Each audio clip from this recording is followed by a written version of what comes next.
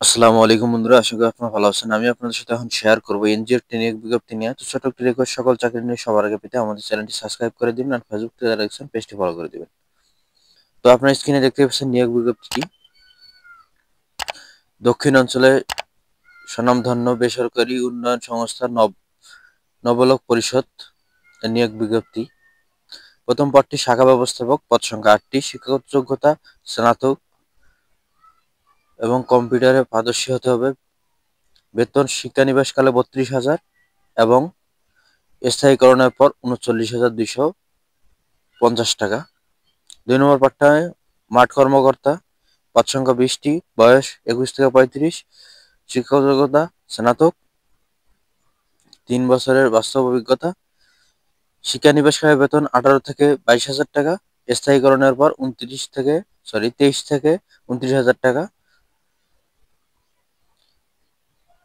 ১ থেকে ৯,০০০ টাকা পর্যন্ত যাতায়াত ভাতা সুবিধা দেওয়া হবে।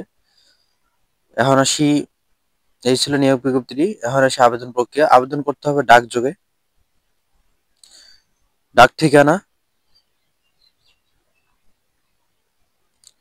নবলক বাড়ি ১৬৩ রোড নম্বর ১১, নিরালা, খুলনা। তো যারা আগ্রহী প্রার্থী তারা ডাকযোগে আবেদনটি করবেন এবং খামের উপর অবশ্যই পদের নাম উল্লেখ করবেন। ৩১/১/২০২৫ তারিখের মধ্যে আবেদন করতে হবে। সবাইকে সালাম, আসসালামু আলাইকুম।